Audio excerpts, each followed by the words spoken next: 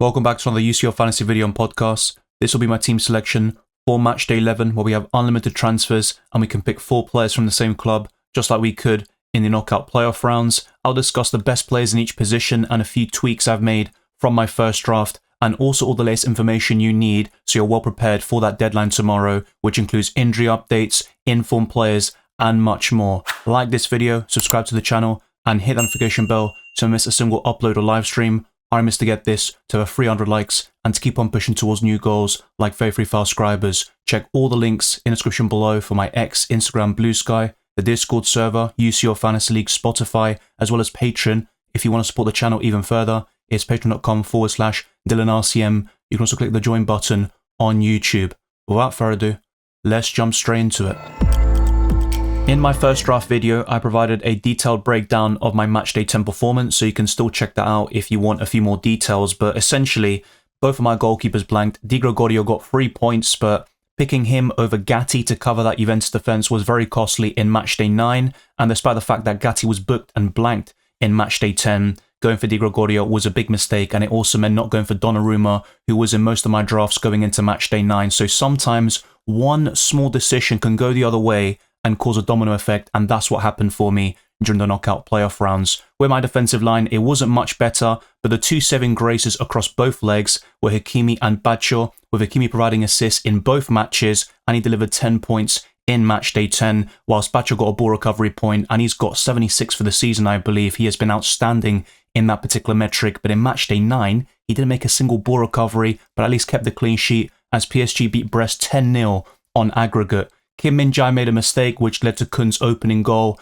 against Bayern Munich, but in the end, Alphonso Davies scored in the last minute to put the Bavarians through, and Theo Hernandez was the big disappointment. He got -1 points because he got sent off, a second yellow card for simulation, and it was completely deserved. He cost his team qualification to the next round as Feyenoord equalised and went through by a 2-1 aggregate scoreline. And AC Milan went off to a great start, by the way. They scored in the first minute through Santiago Jimenez against his former club, but Theo Hernandez let everything down, and this red card set the tone for my match day.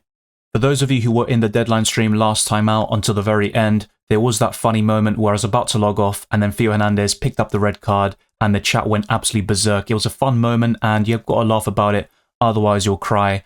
And ultimately Theo Hernandez was a terrible pick. I hold my hands up about it, but my thinking was that AC Milan would keep a clean sheet in the second leg, and they were on course to doing so until that ridiculous Theo Hernandez red card, because both yellow cards were completely stupid, but it is what it is. Unfortunately, the midfield wasn't much better. Ousmane Dembele was my captain, and he blanked in a 7-0 win for Paris Saint-Germain. He did the business for me in Matchday 9 as my captain, but both of my options for the armband in Matchday 10 failed to do the business. It was Barcola who got 11 points courtesy of a goal and an assist, and Hakimi got that double-digit haul. I highlight him as a potential captaincy option, especially amongst defenders. Christian Pulisic blanked, and I think that was kind of a direct consequence of Theo Hernandez's red card, but I have to say Pulisic was quite underwhelming across both matches in the knockout playoff rounds. And Jude Bellingham, I brought him back in for Phil Foden because that was one of my stupid changes, I should say, ahead of Matchday 9. But Bellingham got a booking. That means he's now suspended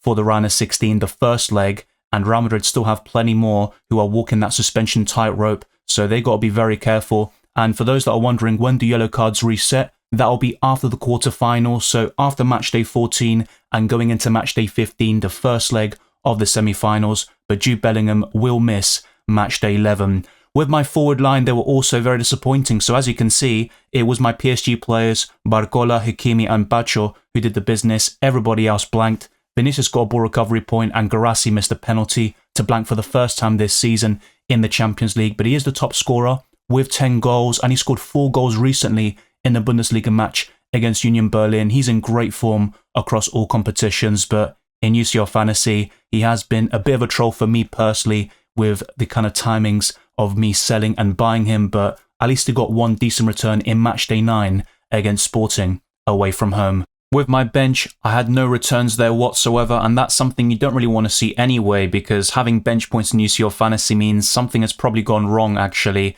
especially when you sub out the Tuesday to the Wednesday players, unless you're in a blessed position where everyone in your 50-man squad does the business. That's going to be extremely rare, and you could even say almost impossible, but I had Neuer, Kane, Musiala and Jim City. Harry Kane was unsurprisingly my Tuesday captain, and he was subbed off due to an injury at half-time. He was already a doubt going into that game, but all the reports indicated he would start, and that's why I captained him, but it just didn't go according to plan. So a very disappointing matchday 10 in the end, and that meant another red arrow in the knockout playoff rounds. I only got 48 points, so this, alongside matchday 2, have been my worst game weeks of the entire season, and it's not a huge red arrow to be fair. I think I was 32,000 before matchday 9 to begin with, but I think the main frustration was I made several changes from my team at that stage once we locked in our final squads of unlimited transfers, and I lost out on 15-20 points, and that would have resulted in a green arrow in matchday 9,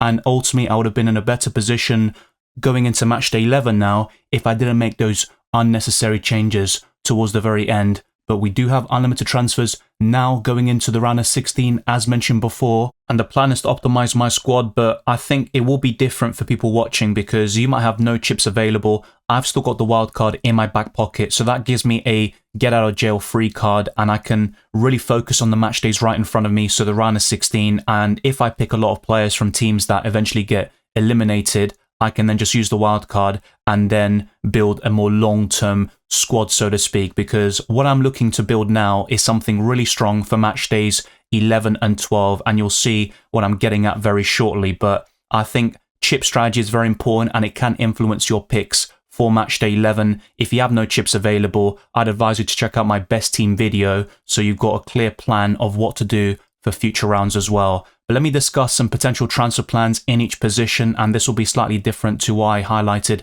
in my first draft video. So between the sticks, Manuel Neuer to Joseph Martinez is definitely on the cards for me, and this is an example of a very short-term transfer because Jan Sommer could be available before the end of the month, but he will miss both matches in the round of 16. So to really target that Inter Milan defence against Feyenoord, as the Italian side are massive favourites, I would like to double or triple up on their defence, and Joseph Martinez is a nice entry point.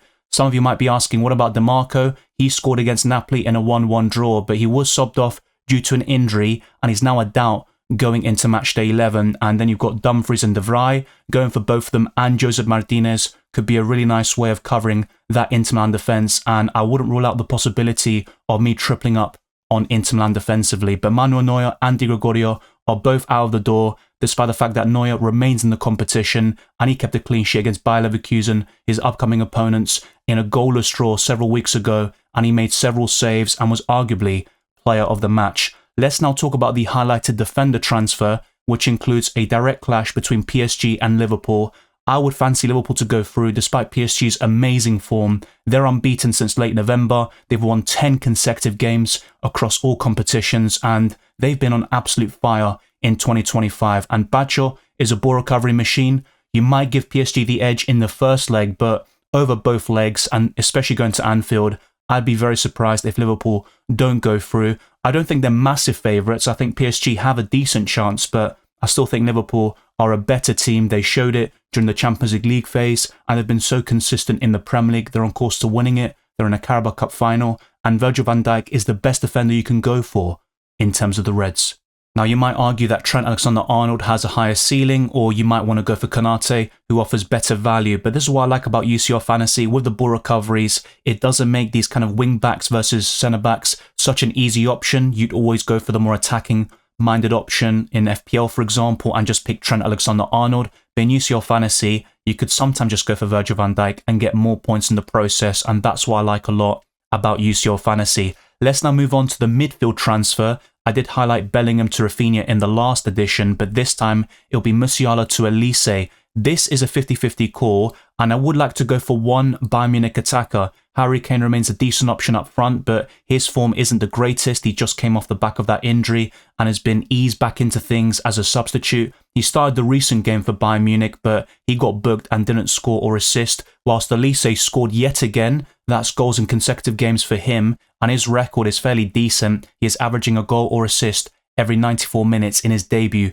Bayern Munich season. Now, the final transfer I will highlight is in the forward position, and I think this player is quite locked in. Robert Lewandowski scored a brace against Benfica only a few months ago. I think it was in late January actually, and he also scored in a 4-0 win over Real Sociedad over the weekend as Barcelona retained their spot at the top of that La Liga table, whilst Real Madrid lost 2-1, and Vinicius Jr. hasn't been showing great form recently, in La Liga in particular, but he has been doing it in the Champions League more often than not. But let's not rule out Vinicius Jr. He hasn't been doing it recently, but in the Champions League, he is so consistent. And you've also got other forwards to really compete for these free forward spots. That includes Pavlidis, who scored a hat-trick against Barcelona. Lautaro Martinez has a great fixture against Feyenoord, and he scored a hat-trick in Matchday 8 against Monaco. Not to mention Jonathan David, who is very consistent, and he scored on Saturday against Paris Saint-Germain. And I also think Guirassy, Lewandowski himself, Kylian Mbappe,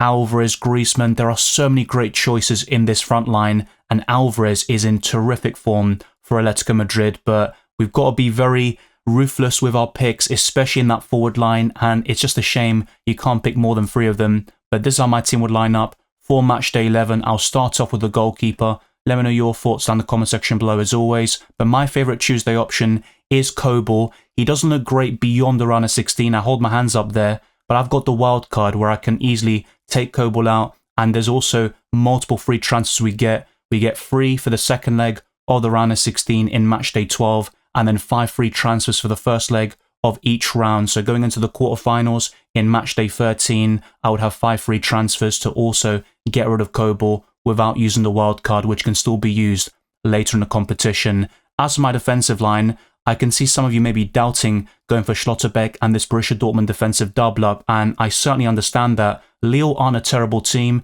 They've caused problems to a lot of top teams this season, like Real Madrid, where they beat them, in fact. The same goes for Atletico Madrid. They gave Liverpool a close scare there. It was a 2-1 defeat in the end for Lille, despite going down to 10 men, and they beat Feyenoord 6-1 in Matchday 8, but there's also that Tuesday-Wednesday balance to consider, and I think most of the best options in terms of the defenders would be on the Wednesday, and I've already got an imbalance as it is, so I'd rather still go for a Tuesday option, and Schlotterbeck is amongst my favourites in terms of this defensive line. Gabriel is also a bit of a weird one, I could say. Maybe PSV are the favourites to win the first leg at least, but you would expect Arsenal to go through. I think most people would anyway, but I don't think it's as clear-cut as it would seem on paper. I think there are no doubts that Gabriel is the best Arsenal asset until Saka returns from injury, which could be in April. So if Arsenal were to go through, we could see Saka become a UCL fantasy option again, but that won't be the case for a few weeks more at least, maybe even another month or so.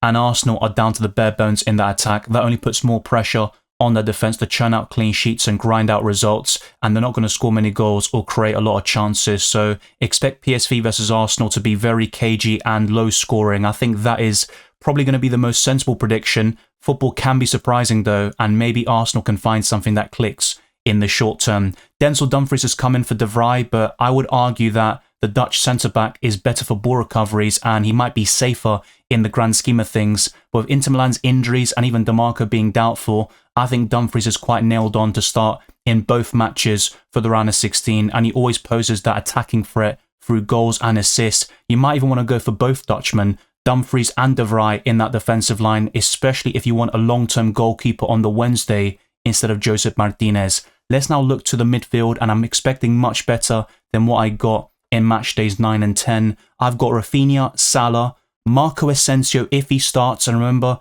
we do have that early kickoff on Tuesday. So during the deadline stream, I'll cover the Aston Villa and Club Brugge lineups, and if Asensio starts, I'd be tempted to take a punt on him. His ownership is currently 1%, and even Morgan Rogers only has 2% ownership. He'll be more nailed on in terms of minutes going forward, so I think Rogers is still the safer pick, but Marco Asensio is showing great form. He scored a brace against Cardiff on Friday in the FA Cup, and he scored another brace very recently against Chelsea in the Premier League. But all of those goals were at Villa Park and not away from home. And let's not forget, Aston Villa lost to Club Brugge 1-0 not so long ago in this Champions League. So that could be a tough test, at least in the first leg. And they beat Atalanta 5-2 on aggregate, which no one expected. Adeyemi is my final midfielder, and he scored this weekend in a 2-0 victory for Borussia Dortmund. And of course, Guirassy also got on the score sheet. I think Adeyemi is arguably my favourite Tuesday midfielder, especially over Rogers, Marco Asensio, and some people are mentioning Rashford,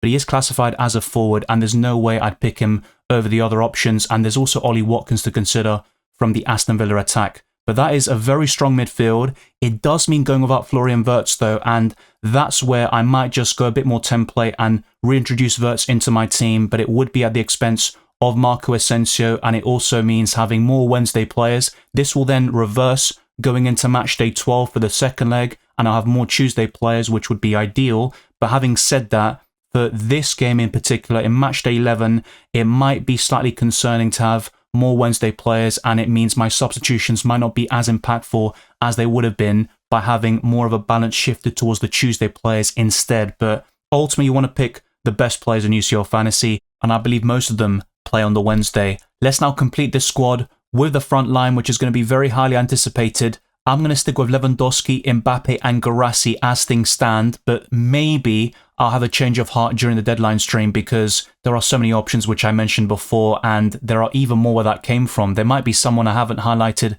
throughout the entire week of coverage who might pop up with the goods, maybe Jutla on the Tuesday, who's been showing great form for Club Brugge. And very shortly, I'll show you a section in terms of fixtures, highlighting every single matchup and the form, injuries, and more to consider from each squad. But I think this offers a balance of high scoring potential, great Champions League records, decent fixtures. I think Mbappe against Atletico Madrid is probably the toughest, but he scored against them in that 1-1 draw very recently. And Guirassy is facing a decent Lille side, but they lost 4-1 against Paris Saint-Germain. And Borussia Dortmund have appeared to have turned the corner, which is great news for them. And Robert Lewandowski is amongst the highest scoring players in Champions League history, and he's having his best ever season for Barcelona. Let's now talk about my bench before the captaincy, and I've got Joseph Martinez in goal, especially with DeMarco being flagged as a doubt, and De Vrij could also make it into my squad, but I'll be honest, I don't like having two defenders from the same team occupying 5 slots, and I'd rather have a goalkeeper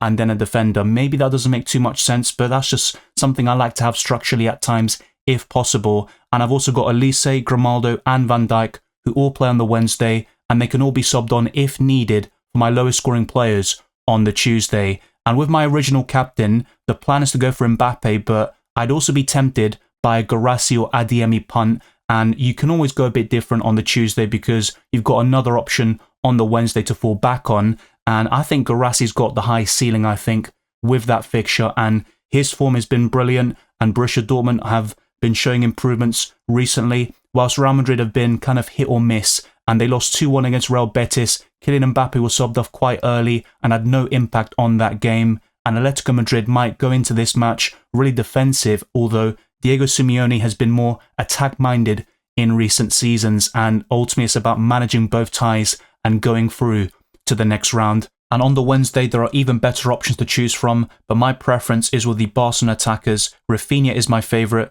He scored a brace and a last-minute winner against Benfica, winning player of the match in their recent meeting. And Robert Lewandowski also scored a brace. There is Yamal to also take into account, but I think he's a level below Lewandowski and Rafinha, especially with the goal scoring. But I do like the balance of my squad. There are 4 Borussia Dortmund players, I get that, but in terms of Tuesday, Wednesday, if I were to go for Marco Asensio, that's 7 on the Tuesday and 8 on the Wednesday, and that would then be reversed for Matchday 12. And I also would really target Matchdays 11 and 12. I've got the wild card in my back pocket and a lot of free transfers to navigate future rounds.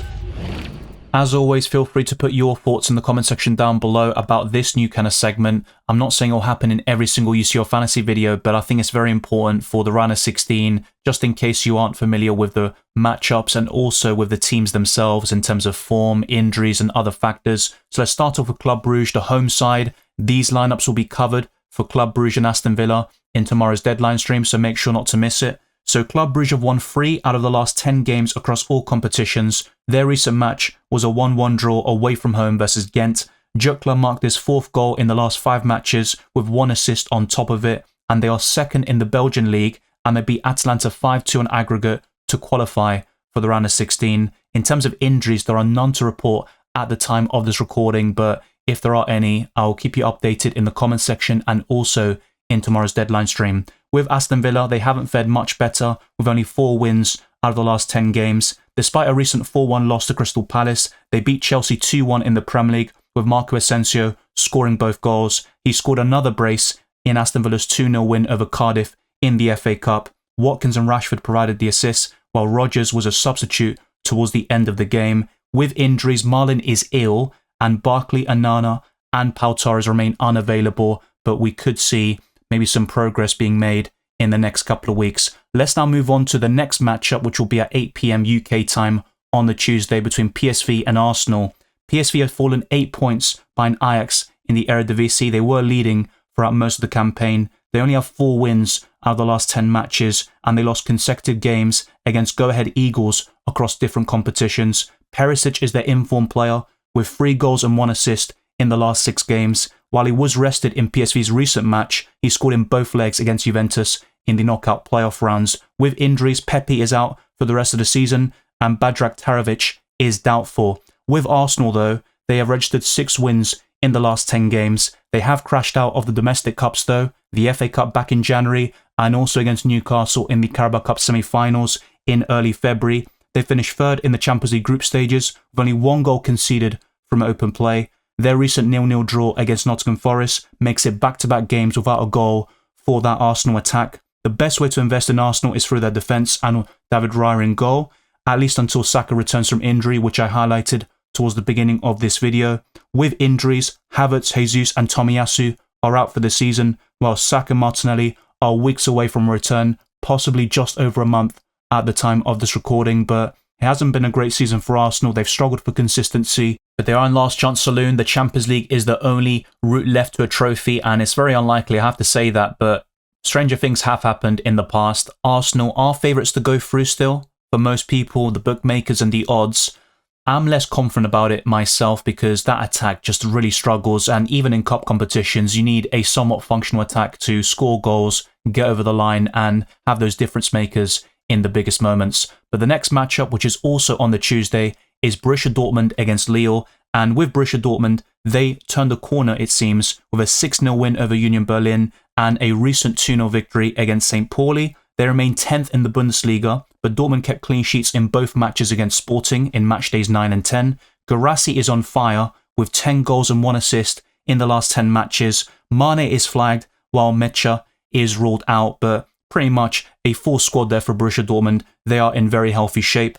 While Lille have won 5 games out of the last 10 matches, and they were thoroughly beaten by PSG on Saturday by a 4-1 scoreline. Jonathan David scored a consolation goal. He has 4 goals and 4 assists in the last 10 games. And in terms of injuries, Thiago Santos is unavailable with an ACL injury, while Zagrova is a doubt. But pretty much both of them very similar. 5 wins out of 10, 2 injuries, and they're in good shape overall. But Borussia Dortmund are going to be the favourites, and Guirassy is one of the best forwards. With this Madrid derby, though, and this is going to be the star match of the Tuesday games, Real Madrid dropped to 3rd in La Liga after that 2-1 loss against Real Betis. Mbappe has 10 goals in 10 matches with 1 assist. And in terms of injuries, Ceballos could be out for months, while Carvajal and Militao won't return until next season with ACL injuries. Valverde and Vallejo are slight doubts for the Madrid derby, and I think Camavinga is suffering from back pain, and Brahim Diaz felt discomfort against Real Betis, but they should be available.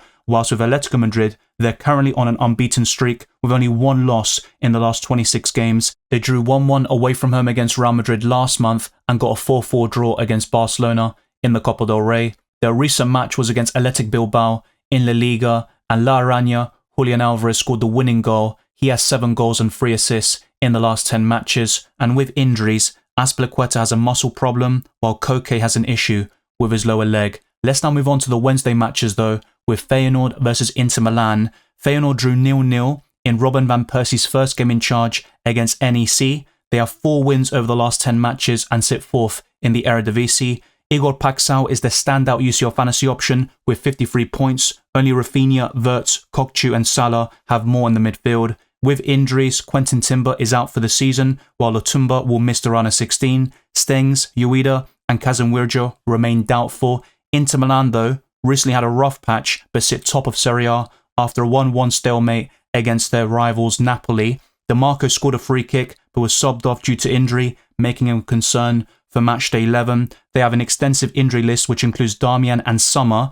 The Swiss goalkeeper will miss both matches against Feyenoord, but the Gazeta report that Sommer could be back before the international break this month, which I also talked about earlier in this podcast. Next up is Benfica versus Barcelona. We've seen this before and it was an absolute thriller. Benfica beat Braga 1-0 to go level on points with Sporting in the Portuguese league. Pavlidis scored the winning goal, unsurprisingly, to mark his 11th goal in the last 10 matches, on top of 3 assists as well. He scored a hat-trick in the same fixture back in January. Florentino Luis is doubtful, which would be a massive blow, by the way. He really helps them defensively, while Di Maria and Govia are expected to miss matchday 11. Manu Silva and Bar are out for the season with ACL injuries, while Barcelona are undefeated in 15 games with 12 wins and 3 draws. They capitalised on Real Madrid's loss with a 4-0 win over Real Sociedad. Lewandowski scored in that game to extend his lead at the top of La Liga's goal-scoring charts, and only Guirassy has more goals in the Champions League this season. As things stand, ter Stegen is the only notable injury for the Catalans, so things are looking very good for Barcelona. The other game I want to talk about is PSG against Liverpool, which might be right up there amongst the very best in the round of 16.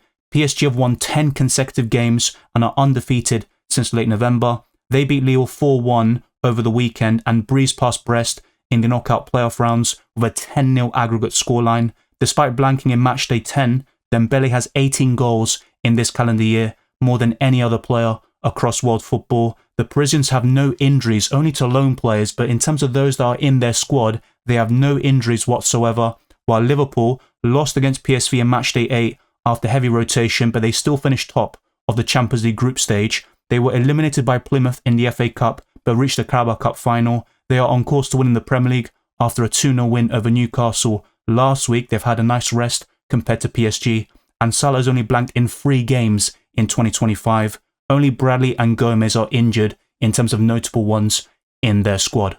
It's worth noting that there'll be more injury updates on Monday and Tuesday, and they'll all be covered in the deadline stream. If you see anything yourself, then let me know down in the comment section below and we can talk about it. There's also my Discord server and all those social media links down in the description below. But the final matchup is between Bayern Munich and Bayer Leverkusen. There is an 8-point lead for the Bavarians in the Bundesliga table after their 3-1 away win against Stuttgart. They're unbeaten in 9 matches since their defeat against Feyenoord. Elise has been their best player with goals in consecutive games and consistent performances. In 36 games for Bayern Munich this season, he has 13 goals, 12 assists, and as mentioned earlier, he is involved in a goal every single 94 minutes. With injuries, Davis is the only concern there. Whilst Bayer Leverkusen haven't reached the lofty heights from last season, they are second in the Bundesliga and qualified directly to the Champions League knockouts, unlike Bayern Munich. They also find themselves in a DFB Pokal semi-final. Leverkusen drew 0-0 to Bayern Munich several weeks ago and created 5 big chances, with the Bavarians really defensive in that match and settling for a point. Grimaldo, Frimpong and Wirtz are the standout options, but Wirtz only has 1 goal and 1 assist versus Bayern Munich for his entire career. He's also not on the best of form overall, with 1 goal across the last 7 matches. With injuries, Terrier and Belosian will not play again this season. Everyone else is available.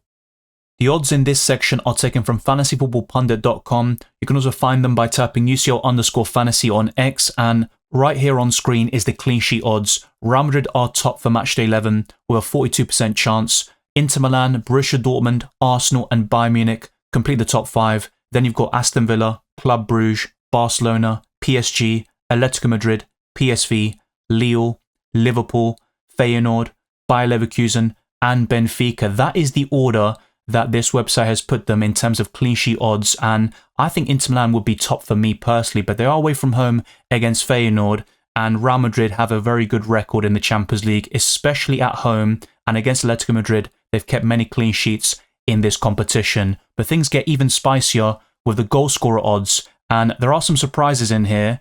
But at number 1, we've got Robert Lewandowski. That isn't going to be one of them, with a 48% chance of scoring. Then you've got Kane, Mbappe, Lautaro Martinez, Dembele, Rafinha, Guirassy, Vinicius Jr., Ollie Watkins, Thuram, Salah, Olmo, Pavlidis, Gonzalo Ramos, and Yamal. But this is assuming that these players start, and that won't be the case for every single one, especially in the case of Gonzalo Ramos, for example. But Lewandowski at number 1 is something I agree with, and I think he's one of the best options across all positions, and that forward line is going to be so tough to get spot on. There is going to be a lot of variance, and it should be a lot of fun building our teams for matchday 11. I hope all the stats, injury updates and everything in this video has helped you to build the ultimate team. The 15 players I highlighted in this video aren't the only ones I'm considering. What you see on screen includes other options in each position that could still make it into my final UCL Fantasy squad for Matchday 11, and that includes Courtois as my Tuesday goalkeeper, and then someone like Szczesny on the Wednesday. Alisson's not a bad shout, although I think Szczesny offers better value at 4 million. David Raya might be another consideration for you if you're backing Arsenal to keep a clean sheet, but I've gone for Saliba as an alternative to Gabriel. I do think the Brazilian has an edge, especially with goal scoring, and De Vrij is a very good option. I like his ownership. He was very good for me in Euro Fantasy, and I had him in my first draft. There is still a chance that he features in my final team. Kim Min-jae, if you want to cover Bayern Munich defensively, will be my top recommendation, but Upamecano is also a very decent shout with the ball recoveries and the low ownership. I think Jules Koundé or Inigo Martinez would be other decent choices, but I wouldn't be doubling up on Barcelona defensively away from home against Benfica. I think long-term that could be a good play, and they have kept more clean sheets recently, but that high line and the way they play, I think favours their attackers rather than the defenders. The other defender here is Trent Alexander-Arnold instead of Virgil van Dijk, and let's not forget Hakimi, especially for those backing a PSG win in Matchday 11. William Bachar for the ball recoveries. Even Nuno Mendes and Marquinhos are solid choices. Kanat is another one. We have so many options ultimately, and you've got to prioritise and I think make some decisions based on your predictions for the games. I've gone for Rodgers here instead of Marco Asensio on the Tuesday, and then you've got Gittins, who's quite underrated now, and he could be the one popping up with the goals and assists instead of Adeyemi and also Guirassy up front, although I think that's quite unlikely. Florian Wirtz is still the best Bayer Leverkusen attacker by far, and he could still find a way to get back into my squad. Dembele is the best PSG midfielder by some distance, I have to say, but Barcola is another decent shout, of course. He's been very consistent in the Champions League in recent match days, but Dembele has that explosive nature about him. You can also pick Musiala, who's one of the best midfielders throughout Europe, and once Bellingham is back from suspension in Matchday 12 for the second leg of the round of 16, he would be yet another option to consider in this midfield. And there is an update on DeMarco in that defensive line. He will be out for the next 3 weeks with a muscle strain on his right thigh, so he is completely ruled out for both legs in the round of 16, and I'd be going for De Vrij, Dumfries or Josep Martinez to cover that Inter Milan defence. With the forward line though, Lautaro Martinez remains an excellent choice, and maybe Calhanoglu in the midfield. On penalties, he would be a decent shout, although from open play, he's not the most threatening, especially compared to the midfielders I highlighted throughout this video and those you see on screen. Vinicius Jr. is so close to making it. It's between him and Mbappe, I think, for that third forward spot. Pavlidis, I also talked about in the best team section, and you've also got Jonathan David if you are fancying Leo to cause an upset, and Julian Alvarez is my favourite Atletico Madrid asset, especially in the forward line, but Griezmann isn't too shabby either. You can't have them all, but I think it's worth considering the pool of players that we should be honing in on, and I've still got my team selection fairly locked in. There could be a few changes, that includes the captaincy with the Tuesday options, and that will all be covered in tomorrow's deadline stream. After watching my UCL Fantasy videos, you'll be in a great position to tackle Matchday 11 with a clear idea of the best assets, the pool of players to consider, differentials, captaincy options, the balance between the Tuesday and the Wednesday, and how you can differentiate yourself from the rest of the pack, not to mention injury updates, suspensions, and much more. I hope this video and podcast has been very useful to you. If that has been the case, then smash the like button, subscribe if you're new, and hit the notification bell so you don't miss a single upload or live stream. Our aim is to get this to 300 likes and to keep on pushing towards new goals like very subscribers. Follow me on X, Instagram and Blue Sky, Dylan RCM. There's also my Discord server, UCL Fantasy League, Spotify, and my Patreon, which is patreon.com/DylanRCM. There's also the join button on YouTube to make things even easier. I wish you all the best of luck for the rest of the tournament, and that includes Matchday 11 of course, and I'll see you tomorrow for that deadline stream.